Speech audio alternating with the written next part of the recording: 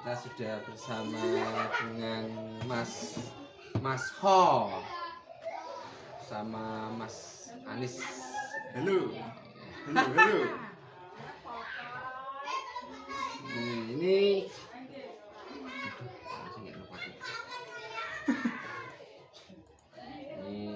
kita akan bincang-bincang tentang Sambo anane. Mas Ho, bagaimana? Apa kabar? Alhamdulillah baik. Aduh, baik. Beberapa hari ini kan sudah menanam. Oh iya, menanam. Ini Mas Ho ini ya bersama teman-teman rumah belajar Ilalang dan teman-teman komunitas yang lain sudah setahun yang lalu Mas ya kita kelihatannya dulu itu juga bulan Maret ya, bulan Maret mulai kita maksudnya bersama RBI loh ya Mas. Dari sini bulan Maret sampai ya pelan-pelan dikit-dikit dan menanam gitu. Tetap ada daerah yang ditanam sepanjang aliran sungai, pinggiran sungai. Pertama kan sama Mas Anis. Oh iya, pertama sama Mas Anis. Iya, pertama kali itu pertama kali. Itu pertama kali itu kelihatannya ya 1 tahun lah, 1 tahun yang lalu. Dan masih banyak pohon yang masih sudah tumbuh. Ya, sudah tumbuh. Ya, meskipun juga tidak sedikit juga petani-petani yang memang tidak mau nguri-nguri lahannya, tidak mau ditanami pohon besar karena takut nanti nyomi sawahnya. Padahal kalau nggak ada pohon besar, tebing-tebing sawah itu pada gugur ya Mas ya, pada abrasi. Kalau abrasi nanti sungai air sungainya itu biasanya keruh dan juga ya malah merugikan petani itu sendiri kan. Soalnya yang di pelajaran itu kan yang fatwa kehidupan kan air banjir bandang kayak apapun itu tidak keruh. Jadi karena resapannya yang bagus banyak itu, jadi banjir tapi bisa bening itu kan keren. Iya. Banjir kok budek, oh berarti itu banjir abrasi wawahan itu tergolong bisa banyak banjir yang longsor, bakal ada yang longsor. Iya. Itu tentu harus juga tidak hanya di hulu, ini misalnya apa hilir ya, tapi harus sampai ke hulu sana ya. Dan di RBI sendiri ini kan termasuk sudah di hilir atau hilir ya, hilir lah itu karena jarak antara ke laut juga dekat gitu. Yang harus diperhatikan kan sebetulnya daerah perbukitan Pegunungan Muria gitu, yang hari ini sangat kerasa sekali. Jadi tahun ini tuh akumulasi dari manusia merencanakan bencana untuk dirinya sendiri. Bahasanya keren. Jadi manusia itu sebetulnya, wah ini ngomong lebih jauh Mas ya. Iya, enggak apa-apa. Kursiun. Yang merencanakan kiamat itu manusia sendiri sebetulnya. Merencanakan kiamatnya untuk dirinya sendiri. Gitu. Jadi memang sudah ada tanda-tanda dalam Al-Qur'an itu. Tapi yang merencanakan manusia sendiri. Lewat apa? Lewat penebangan pohon yang tidak terkira. Kemudian pembukaan lahan kan itu penebangan pohon. Kene lho ngetok kamera. Itu mendadak podcast. Apa namanya, batu-batu besar di sungai juga dibantai besar-besar. Sangat penting sekali batu itu untuk menjernihkan juga. Di saat sungai sudah tidak ada batu, maka tahun ini Jepara juga hatiku pun ikut membatu. Tahun ini juga ini kan Jepara Ndorang ya kan, banjir. detik ini kita live podcast ini itu berapa ini? Tanggal berapa ini? Tanggal 12 Februari. Kudus masih banjir, masih banyak yang di pengungsian. Itu artinya kan ada yang salah itu dan dengan ekosistem alam kita. Gitu. Maka dengan menanam tidak hanya menjadi kesadaran petani, tapi kesadaran setiap manusia menanam kan Individu seseorang itu tepatnya. Itu nah Mas Ko, bagaimana Mas Ko bisa mengajak teman-teman gitu? Apakah menggunakan pendekatan apa? Gitu? Pendekatan alam atau menggunakan pendekatan religi atau Yang berdasarkan mungkin kan teman-teman Mas Ko kan banyak yang kemarin yang ikut terakhir kita aksi di Setata kan hampir berapa orang? 20 orang, 15 orang lah. itu Ya, itu kan imbas ya, Nah, termasuk itu- imbas itu- dari RBI sini.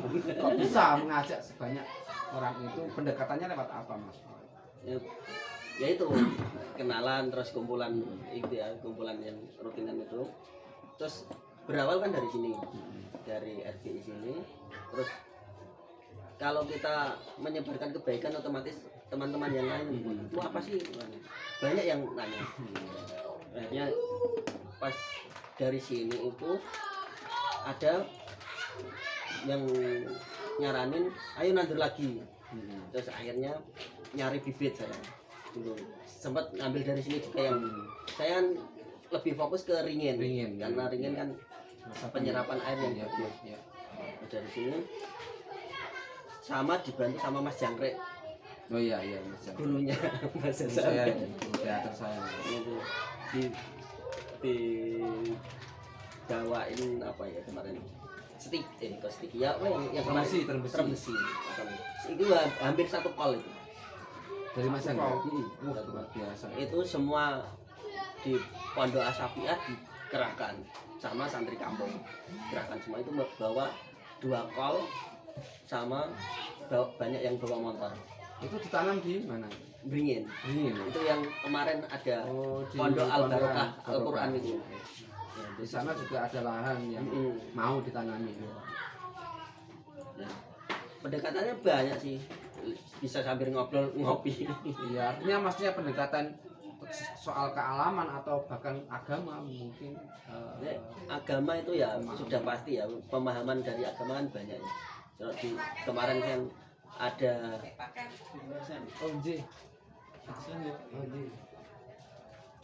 Ini ada yang kaos. dibahas dari Kita akan open dari agama pun menanamlah, karena di situ Iya. bakal meraih keuntungan itu air dan dimanfaatkan sama makhluk-makhluk lainnya termasuk burung dan lain-lain. Paling sederhana kita bisa bersodakoh. Sedekah ke alam. Sodakoh ini ya sodakoh oksigen lah. Oksigen. Nah ini ngomong-ngomong sodakoh oksigen ini kan tidak hanya tumbuhan yang besar yang kita tanam, dan ini ada Mbak Yuni. Mbak Yuni saya intro dong. Iya. Ini Mbak Yuni juga suka menanam, tapi Oh, menanam bunga cinta. Tanaman-tanaman hias, tapi kan bisa dimulai dari situ kan. Iya, Untuk iya. anak-anak muda sekarang ya. Iya. Untuk anak kecil malah bagus itu. Pendekatannya kan enggak. Pendekatannya dari situ.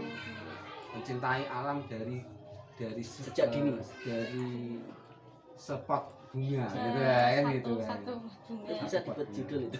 Iya, weh. Mencintai alam dari satu pot Kayak bunga. saya sampai sekarang pada jadi ini kan belum malah seneng wet-wet gede ringin kayak gitu.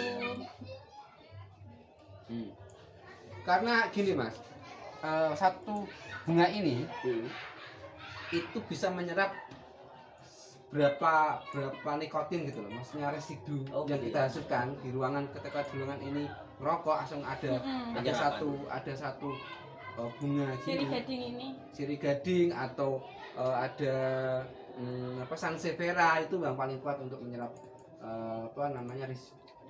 racun-racun nikotin yang kita hasilkan ketika kita merokok. H2O-nya Menyerap. itu bisa diserap Langsung. ke sini. Itu betapa luar biasanya gitu loh. Ketika teman-teman suka sansevieria, gading atau tumbuhan yang lain itu Jangan hobi juga merokok. ya artinya merokok dan ini menanam solusi. itu Mas Yana. Justru ini kan Ini jadi solusi, solusi gitu loh. tanpa Ah. tanpa harus apa, Le? Menghentikan menghentikan rokok. ya. Baik. Kita Merokok itu nganu Karena loh, tetap- menghentikan COVID juga loh. Karena paru-paru kita tertutup oleh nikotin dan vaksin itu Wah, ini tidak berarti menembus ini paru-paru. percaya COVID Mas? Ya percaya, kayak flu akhirnya kan percaya ada Oke, flu. oke, oke. Karena kan ini kita sudah 1 tahun ini bercovid ria, mulai dari statusnya konspirasi dan bla bla bla bla, sehingga kita capek sekali teman-teman gitu kan. Jadi kita stop bicara COVID saja, kita kembali kepada menanam. Nah, ini Mbak Yuni juga Ya, pecinta tanaman dan gitu. Pecinta banget cintanya, dia juga mengeringkan tanaman. Itu bukan mengirimkan tanaman, Le, bunga. Oh, Karena iya. bunga dan tanaman beda Beda kan. ya? Tanamannya itu Baik, adalah tolong dijelaskan ini ke pemirsa. ya kan tadi tanamannya kan pohon seperti mawar kan pohonnya mawar. Kalau bunga kan kita petik bunganya, mawarnya. Yang saya keringkan mawarnya, bukan tanamannya. Gitu. Dia balance berarti mengeringkan bunga dan menanam pohon mawar. Jadi sama-sama itu keren sekali ini teman-teman. Nah ini juga ngomong menanam, ini ada juga Anis ya. Ini Anis juga aktivis petani Organik. petani muda Petani muda. yang baru belajar menanam. Saya belajar banyak loh nganu sama dia. Nah, tolong dijelaskan aktivitasnya Mas Anis hari-hari ini. Aktivitasnya dekat-dekat hari ini itu sedang menanam singkong. Jadi dari pagi sekitar jam 6 pagi sampai zuhur itu di sawah gitu. Nah, dari siang sampai sore ke malam itu ya ngene iki ya dolan bermain, begitu saja aktivitasnya. Keren sekali ya. Jadi ya apapun lah, jadi menanam yang produktif. Ya produktif itu ya yang padi, singkong apa kan yang produktif yang untuk kita makan kan gitu, Kebutuhan sehari-hari ya. juga. Dan menanam tanaman apapun di ladang itu, karena kehidupan kita hari ini kan bukan untuk hari ini tapi untuk anak-anak kita di masa depan. Wes kuat Kuatnya. Rencana mau menanam lagi Mas, kapan Mas kok rencananya mau ada Ini kan agenda? masih banyak, insya Allah nanti sementara dibawa ke Ada ya. Batik dulu, nanti diurus sama Kiki dulu, diganti polybag. Setelah semi kembali kita langsung siap. Nah, bagi teman-teman yang juga mau ikut gabung juga Boleh. sebenarnya Jepara lumayan masif Mas Ya, menanamnya. ya. Ini kita kan sudah 1 tahun ini gerakan menanam di Pinggir sungai. pinggir sungai. Dari sebetulnya saya aktivitas menanam itu dari 2007 ya, ikut dalam peserta menanam dan bikin acara menanam itu sampai gua gawe acara dewe sampean itu. Nah, itu aku punya pemikiran bagaimana ada satu konsep yang memang itu bisa kita kontrol gitu Mas. Kita menanam dan kita bisa kontrol kapan perkembangannya bagaimana, pertumbuhannya bagaimana gitu, kayak semacam bikin hutan apa ya, hutan mini hutan gitu yang Hutan lindung, tapi kecil. iya itu hutan adat atau hutan apa gitu. Itu karena banyak sekali teman-teman yang bikin gerakan menanam, tapi kemudian setelah itu kan nggak tahu kan Nggak gitu. Ya, kayak saya juga sendiri gitu menanam, masa ya udah kita pasrahkan kepada alam dan Allah biar- Subhanahu wa biar- taala gitu kan yang menjaganya, tapi kita nggak tahu nih perkembangannya seperti apa. Kerennya gini, maaf saya potong.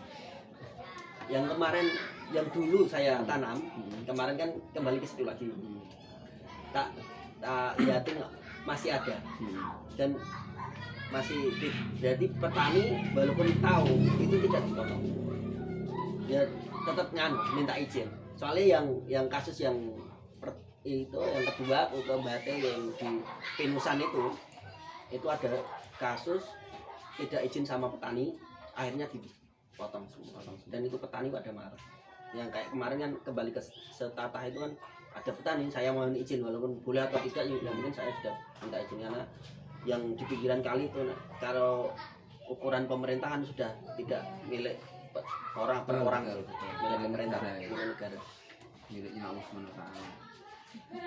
Nah, yang menarik di Jepara itu kan ada gunung, ada sungai dan ada laut. Nah, ini teman-teman juga kayak rumah Emen itu yang ada di Blebak itu juga konsentrasi menanam mangrove sama yang kemarin yang di grup balada Kedung itu Mas siapa itu? Mas itu jenisnya aku lali, jenis Payune Mas. Kan orang Kawak. Iya, orang Kawak. Nah, itu kan aslinya malah ketemu lagi malah di grup, padahal yang di Pinusan itu nandurnya sama dia. Iya, itu. Nah, tanggal 5 Maret ini juga nanti ada teman-teman dari kampus Wapali juga mengadakan menanam mangrove di Bulak Baru, karena Bulak Baru itu juga lumayan gawat itu isu sebetulnya isu nasional, ngomong abrasi lautnya itu kan itu. Nah ini menarik karena Jepara tadi kalau kita kita konsentrasi di bantaran sungai kan gitu, nanti ada teman-teman yang di tetap saya kalau ada bisa waktunya saya ikut kok Mas, kalau dikabari kalau ada waktu pas yang tepat. Yang menjadi kendala kan itu acara. Oke, dari aktivitas menanam itu apa sih Mas yang kemudian sangat berarti buat Mas Ho, nanti juga Mas Anis dan Mbak Yuni nanti satu-satu dimulai Mas Ho. Apa yang sungguh berarti dari menanam itu? Berarti ya bukan di sini saya menjadi pahlawan kan tidak. Enggak Mas, ini kepribadian. Masih kepuasan juga tidak, soalnya mau musuhnya ya orang yang dongkeli bonsai. Dan di sini saya yakin kan banyak yang cerita kan kemarin waktu sama Mas Hasan sama orang Mosari bilang percuma tuh Mas nandur akeh-akeh kok bakal dibabat juga. Yo saya di sini tidak masalah dibabat atau tidak. Sebisa mungkin selama saya masih bisa nandur dan masih ada nyatanya ya diberi waktu untuk nandur terus, alhamdulillah ya ketemu sama siapapun nandur. Nyatanya ya yang penting lakoni sih dengan niat yang baik. Dan niatnya lillahi ta'ala. Meh ditebang meh ora pokoknya ditebang ya nandur terus. Masih ada waktu nandur terus. Itu jadi bukan kepuasan tapi selama masih ada waktu kita ibaratnya kayak kita makan lah. Dong kowe ngopo mangan kowe bakal ngeleneh kan, atau kowe ngopo adus engko bakal rusone kan gitu. Kayaknya aku menangkap Mas Ko, ya aku menanam wae seperti apa yang saya lakukan setiap hari kan itu Mas. Saya pernah dengar kisah Nabi ya, ini masuk agama. Dan ya walaupun saya bukan ahli agama, tapi saya pernah dengar itu di saat zamannya Nabi yang dibakar itu, ya, Nabi siapa? Nabi Ibrahim yang dibakar. Ya itu kan ada kodok, itu kapasitasnya menyemburkan menyemburkan air. Menyemburkan air walaupun yang dibakar Nabi Ibrahim. Walaupun Allah tahu kalau itu tidak bakal membantu menyerap ke geni. Tapi di situ si kata itu diberi nilai kebaikan oleh Allah. Jadi kan sekecil apapun kita berbuat mesti diimbaskan kebaikan. Ya, karena kita nggak tahu di mana ibadah yang bisa menghasilkan pahala itu. Kita tidak kemudian pede bahwa sholat kita itu diterima kan, bukan, tapi semua harus kita lakukan dengan atas nama kebaikan. Pokoknya di sini 30 menit penuh dengan kuat ya. Mas Anis, gimana Mas Anis? Gimana? Apa sih arti menanam buat Mas Anis? Pertanyaannya apa? Ini kan dibuka setengah acara kan harus menanam. menanam iki apa ya? Bahasa Indonesia ya. Ya bahasa Indonesia nggak apa-apa, bahasa Jawa ya nggak apa-apa. Menanam itu bagiku asik. Bagiku menanam ini apa ya? Kayak mungkin kayak terapi ya. Terapi buat diriku sendiri. Jadi awalnya itu kebingungan mau ngapain kan. Terus dipikir-pikir ya kan punya tanah sendiri, ya kan punya orang tua. Kenapa nggak nanam saja? Jadi dari coba-coba ternyata di sana banyak hal yang apa tidak terungkap gitu. Menurut saya sendiri itu apa? Ya kan saya bersama bapak saya. Jadi di situ banyak banget istilah-istilah yang baru saya kenali di sana. Jadi istilahnya lebih bisa dibilang bahasa Jawa yang mungkin sudah terkikis oleh zaman. Jadi anak apa contohnya diwangkis, apa tanahnya diwangkis dan yang lain-lain itu banyak banget ternyata. Ini nggak dimiliki oleh anak petani. Kasih tahu dong. Artinya kan yang nggak anak petani kan nggak ngerti istilah-istilah itu. Jadi diwangkis itu ini apa? Misalnya ada di pematang sawah. Nah pematang itu kan digali dalam, terus kemudian si rumput-rumput itu dimasukkan ke sana, terus habis itu diwangkis, jadi si tanahnya itu dinaikkan di atas rumputnya. Nah yang lubang tadi nanti dikasih rumput lagi, begitu seterusnya. Itu proses menaikkan tanah ke atasnya itu namanya diwangkis. Setahu saya sementara ini ya. Itu ada filosofi apa yang atau manfaatnya menurut saya manfaatnya itu gini, si rumput ini kan lambat laun itu bisa menjadi pupuk sendiri bagi tanah itu kan. Jadi sebenarnya kita sudah mempraktekkan, kalau sekarang banyak yang bicara organik, kita sudah mempraktekkan organik itu sejak lama. Oh iya, sangat lama banget dan pertama ya lebih apa ya, lebih perfect, lebih intensnya juga sesuai dengan karakteristik tanah-tanah itu masing-masing. Jadi karena kita kebanyakan melihat sesuatu yang jauh dari kita, sehingga kita tanggal hijau lah ya. Sehingga kita jadinya malah ikut-ikutan dan yang kita punya sendiri sudah mulai terkikis gitu. Benar sekali itu. Jadi menurut saya menanam ini untuk ini aja, menjaga apa yang sudah ada, lebih-lebih menjaga kehidupan gitu. Jadi bagi saya pun suka masak dari hasil yang saya petik sendiri itu enak sekali gitu. Lebih nyaman, lebih enak. Lebih apa ya? Rasa kepuasannya itu lebih. Kebahagiaannya tuh lebih juga ya Mas ya. Nah, itu. Kayak kalau mau tahu rasa bahagianya, kalian nanam sendiri. Loh, saya aja cuma apa namanya? Cabe, karena saya orang suka yang pedes, kayak bikin rujak, bikin apapun atau masak apapun perlu cabai kan. Sekedar masak mie aja perlu cabai. Orang sampai sekarang kayak mamaku tuh nggak pernah beli cabai, udah nggak pernah beli cabai, dan aku pun juga nggak pernah. Ya ambil aja tuh udah kayak yang seneng banget gitu loh, kayak yang wah udah malam cabai habis ki, terus mana pasar yang buka atau mana orang yang jual, jadi nggak perlu kayak mikir kayak gitu, langsung ambil, kayak jadi kebahagiaannya tuh di situ gitu loh. Ada ini ya, ada warung sayur di rumahmu sendiri. Iya, kayak nggak usah mikir kayak yang nggak usah mikir kayak gitu. Menarik itu. Nah, dan sesimpel itu apalagi cabai, cuma kayak yang hanya nabur. Ya tidak hanya menghanyakan ya maksudnya, tapi ukuran cabai itu adalah hal yang begitu urgen menurutku. Dan kalangan orang Jawa ya. Mangan tanpa sambal itu seperti kita apa mencintai seseorang dan tidak dibalas. Jadi nggak kerasa gitu loh maksudnya.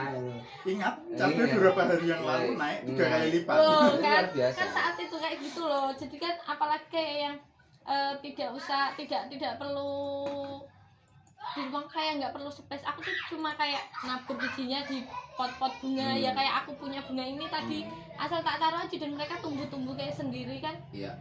Dimulai dari sesimpel itu juga gitu kan, juga bisa gitu loh, nggak yang harus ribet-ribet ya. Punya lahan 1 hektar, lahan atau mempunyai niat, wah niat ki aku gak kobre, gak sempet ya. Padahal itu kayak nabur biji doang, kayak yang kalau cabai itu. Karena tumbuhan itu punya nyawa dan dia punya interaksi sendiri dengan sang penciptanya. Nah itu.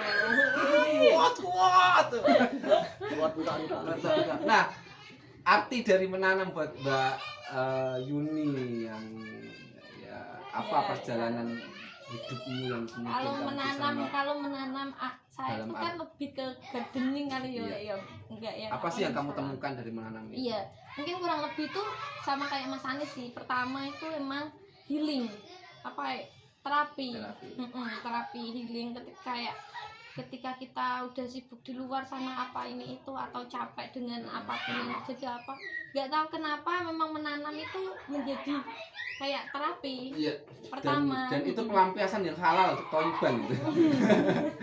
Kedua Nggak merugikan. iya, dan kedua itu kayak nganggep jadi kayak punya ada yang hidup selain manusia. Kayak iya kan, Iya. karena kayak menjadi sesama makhluk, Iya. sesama makhluk di bumi ini gitu loh. Kayak aku mempercayai mereka hidup dan mereka percaya aku ada, aku mempercayai mereka ada dan mereka mempercayai aku ada gitu kan. Sama-sama menaruh energi dan sama-sama menaruh roh di situ. Iya. Itu aku saling interaktif lah. sama ke tanam-tanamanku di rumah tuh kayak gitu aku sih. Udah pernah ngobrol berarti sama sangat teman. kan kayak aku mempercayai kayak mereka di kamarku kayak orang-orang selalu kayak kok cepet ini ya mati kayak Tias kayak Tias kan sering minta ceri gading tapi dia sering mati lagi aku nggak tahu sih itu kenapa, aku juga nggak tahu yang di rumahku kenapa, tapi di rumahku tuh selalu kayak cepet banget pertumbuhannya. Karena aku yakin karena aku menganggap mereka ada dan aku selalu berkomunikasi dengan mereka, ada interaksi. Nah itu yang kemudian digunakan oleh petani-petani zaman dulu, Mas. Gimana teman? Petani zaman dulu itu gini, jadi dia mempercayai bahwa manusia itu bagian dari alam semesta. Semua makhluk hidup itu memiliki hak hidup gitu. Jadi kalau berinteraksi dengan hama, berinteraksi dengan apapun yang di sawah, bahkan bulir padinya, dedaunan yang tumbuh itu selalu diajak ngobrol sama. Dan ya itu tadi interaktif itu penting pada